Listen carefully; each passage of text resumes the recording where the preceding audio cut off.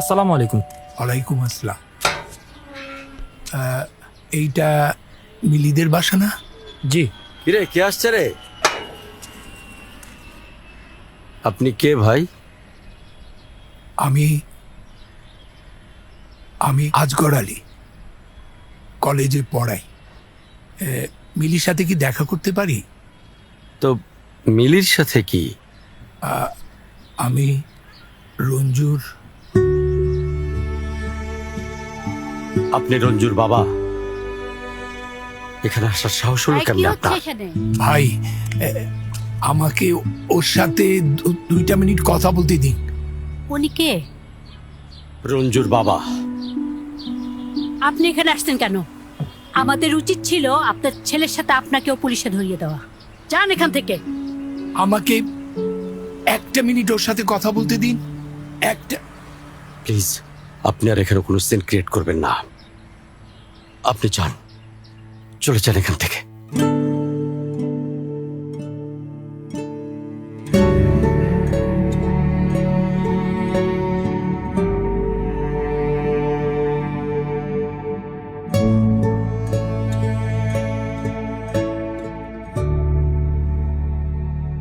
আপনার ছেলে যে ঘটনা ঘটাইছে, তারপরও আমাদের সামনে আপনার চেহারা দেখাতে লজ্জা করলো না?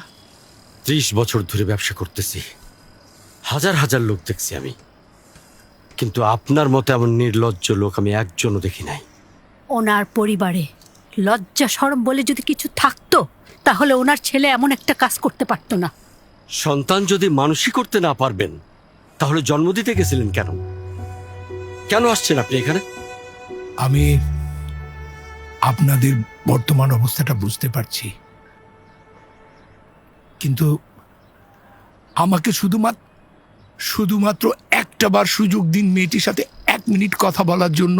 1 মিনিট কথা বলে আমি চলে যাব। বলেন, কি বলবেন? মা, আমি কি 2 মিনিট তোমার সাথে আলাদাভাবে একটু কথা বলতে পারি? না, পারেন না। বলছি না, আপনার যা বলার আমাদের সামনে বলেন। মা,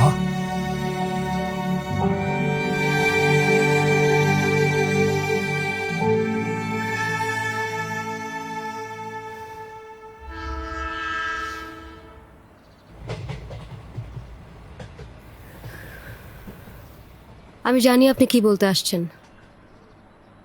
আপনাকে আর কষ্ট করে কিছু বলতে হবে না। তুমি জানো মা? জি, জানি। এইটাই তো বলবেন? আপনার ছেলে খুব ভালো একটা ছেলে ছিল, খারাপ ছেলে পেলের পাল্লায় পড়ে খারাপ হয়ে গেছে। রেপটা সে আমাকে ইচ্ছা করে করে নাই, ভুল করে হয়ে গেছে। আমার ফেক ছবিগুলো সে ইন্টারনেটে ভুল করে ছড়াই ফেলছে। কোনো কিছুই সে ইচ্ছা করে করে নাই, সব ভুল করে করছে, তাই না? আর এখন আপনি আসছেন তার হয়ে আমার কাছে মাফ চাইতে, আমি যাতে আপনার সুপুত্রকে মাফ করে দিয়ে কেসটা তুলে নেই।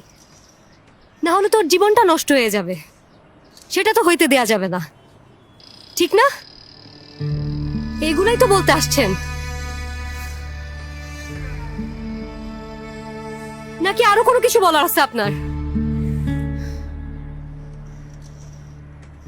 মিটমাট করতে আসছেন? ক্ষতিপূরণের টাকা নিয়ে আসছেন? কত টাকা আনছেন? আপনার ছেলে তো অনেক চেনা জানা। আমি যদি কেস না তুলে নেই তাহলে আমার ঝামেলা হবে, আমার ফ্যামিলির ঝামেলা হবে, আমার ফ্যামিলি আর সমাজে মুখ দেখাইতে পারবে না। এইসবই তো বলতে আসছেন। না মা, আমি এসব কিছুই তোমার কাছে বলতে আসিনি। তাহলে আর কি বলতে আসছেন? তোমার একটা কথা ঠিক, আমি ক্ষমা চাইতে এসেছি, কিন্তু রঞ্জুর হয়ে না, নিজের হয়ে। এই নাটকগুলো করে তো আর লাভ হবে না। আপনি আর আপনার ছেলে কেউই ক্ষমা পাওয়ার যোগ্য না। মাগো, ভুল বুঝো না। রঞ্জু যা করছে, আমি চাই তার সবচেয়ে কঠিন বিচার হোক তার। আমি কোনোভাবেই চাই না ও এর থেকে ছাড়া পাক। তোমার কাছে আমার একটা অনুরোধ আছে, সামনে যাই হোক, যত বাধাই আসুক, তুমি কেসটা তুলে নিও না। আমি জানি চারিপাশ থেকে তোমার উপর অনেক চাপ আছে, কিন্তু তুমি তুমি তুমি তুমি মাথা নিচু করবে না। দরকার হলে আমি তোমার হয়ে কোর্টে ওর বিরুদ্ধে সাক্ষী দেব।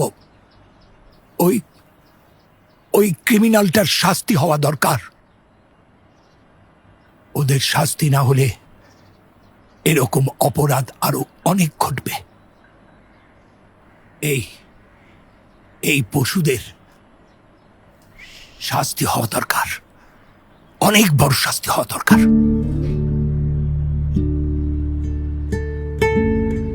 আপনি ওর বাবা হয়ে এসব বলছেন? তুমি আবারও ভুল করলে মা। আমি রঞ্জুর বাবা না। তাহলে আপনি কে? আমি রঞ্জুকে জন্ম দিয়েছে, এটা ঠিক, কিন্তু ওর কোনো বাবা নেই। যারা ধর্ষণ করে ওদের মা, বাবা, পরিবার কেউ থাকে না, কেউ না।